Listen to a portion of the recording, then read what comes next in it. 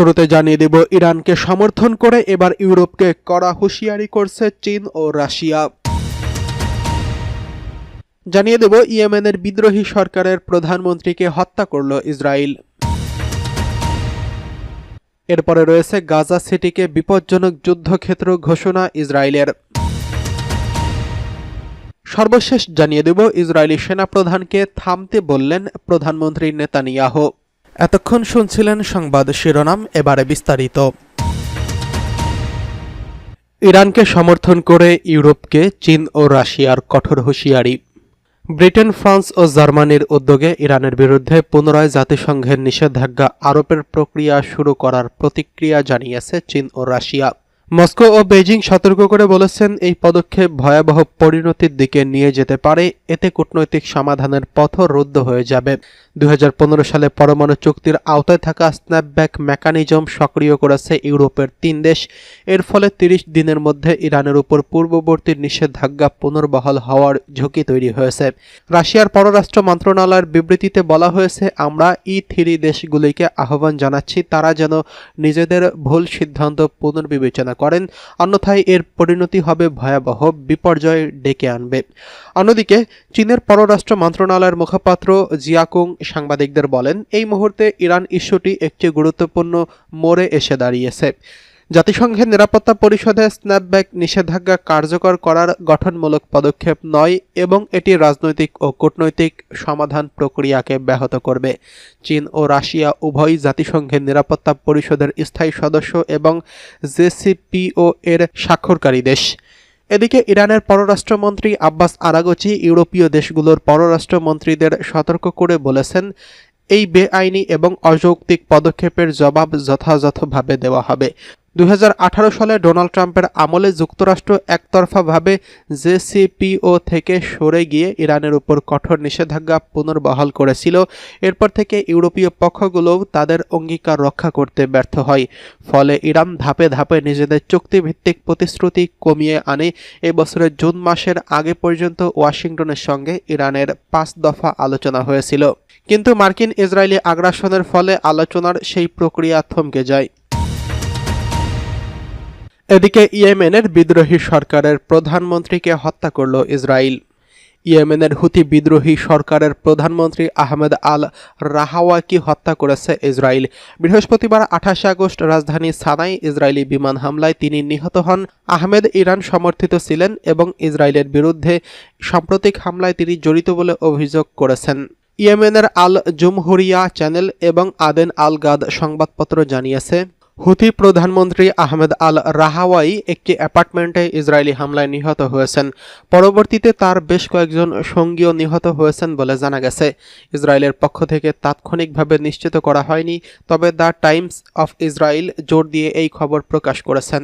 বৃহস্পতিবার আলাদা কয়েকটি হামলা হয়েছে। 10 জ্যেষ্ঠ হুথি মন্ত্রীকে লক্ষ্য করে হামলা চালানো হয়েছে।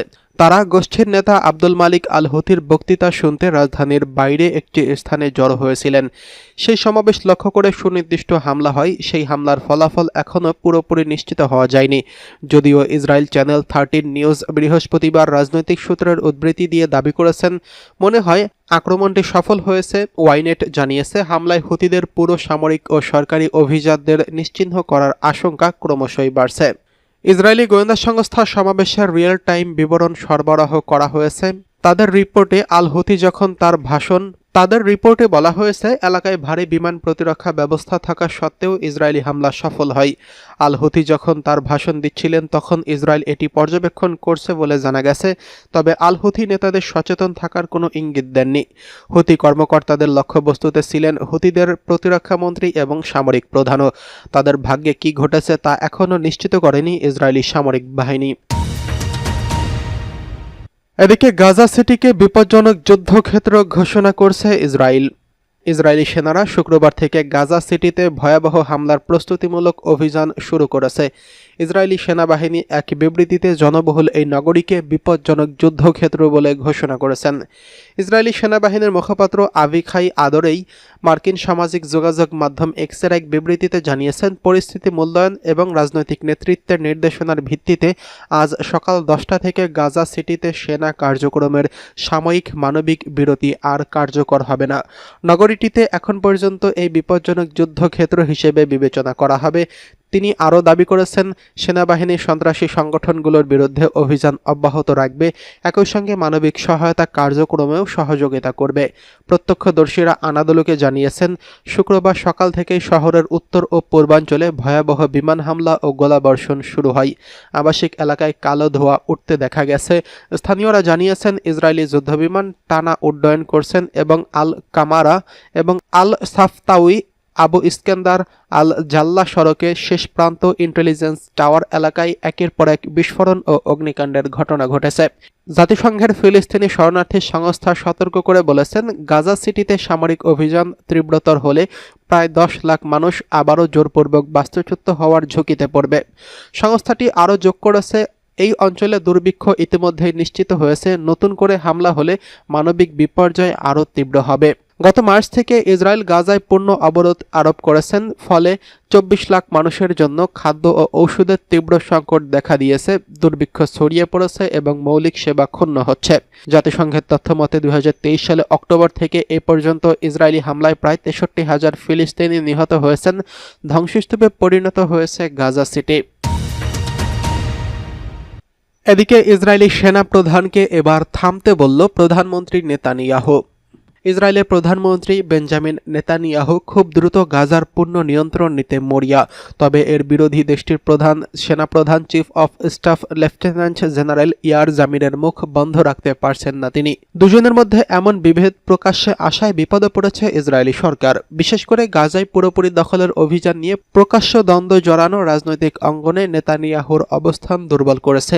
এমত অবস্থায় জামিরকে তার বিরুদ্ধে মিডিয়ার ব্রিফ না করতে আহ্বান জানিয়েছেন ইসরায়েলের প্রধানমন্ত্রী, কারণ তা করা হলে জিম্মিদের ফিরিয়ে আনার আলোচনা ফলপ্রসূ হচ্ছে না বলেও অভিযোগ রয়েছে নেতানিয়াহুর। নেতানিয়াহু পুরো গাজা দখল করতে চাইলেও তাতে আপত্তি রয়েছে ইয়ার জামিরের, বরং তিনি জিম্মি চুক্তি মেনে নেতানিয়াহুকে চাপ দিচ্ছেন। এর বাইরে মিডিয়া ব্রিফিংয়ের সুযোগ নেই বলেই একে অপরের বিরুদ্ধে বিষোদাগার করছেন নেতানিয়াহু এবং ইয়ার জামির। রাজনৈতিক সরকারের সঙ্গে সামরিক নেতৃত্বের এমন দ্বন্দ্বের পর নেতানিয়াহু ও জামির মঙ্গলবার বৈঠক করেন। সেখানেই জামিরের কাছে আহ্বান জানান নেতানিয়াহু যেন তিনি মিডিয়ায় তার বিরুদ্ধে কিছু না বলেন। তবে এই বৈঠকের পরও দুজনের মধ্যে সমস্যার সমাধান হয়নি বলে জানিয়েছে বিভিন্ন সূত্র। বিশ্বে সবচেয়ে বেশি পরমাণু অস্ত্র আছে রাশিয়ার। স্নায়ুযুদ্ধের পর সোভিয়েত ইউনিয়ন ভেঙে টুকরো টুকরো হওয়ার পর বহু পরমাণু অস্ত্র ধ্বংস করা হয়। তারপরও পরমাণু অস্ত্রের নিরিখে রাশিয়ায় শীর্ষে। এখন ট্রাম্প চাইছেন যুক্তরাষ্ট্র ও রাশিয়া পরমাণু নিরস্ত্রীকরণ করুক, তবে শুধু চিরশত্রু রাশিয়াই নয়, নিজের নতুন এই খেলায় চীনকেও টেনে আনতে চাইছেন তিনি। কিন্তু বেইজিং এত সহজে ধরা দেবে না বলে ইঙ্গিত দিয়েছে। কিছুদিন আগে ট্রাম্প জানিয়েছেন তিনি রাশিয়া ও চীনকে পরমাণু নিরস্ত্রীকরণের আলোচনায় আনতে চাই। হোয়াইট হাউসে সাংবাদিকদের ট্রাম্প বলেন, আমি মনে করি পরমাণু নিরস্ত্রীকরণ একটি বড় লক্ষ্য, কিন্তু রাশিয়া এটা করতে রাজি আছে। আমি মনে করি চীনও এমন কিছু করতে রাজি হবে। আমরা পারমাণবিক অস্ত্রের বিস্তার ঘটাতে দিতে পারি না, আমাদের পারমাণবিক অস্ত্রের বিস্তার রোধ করতে হবে।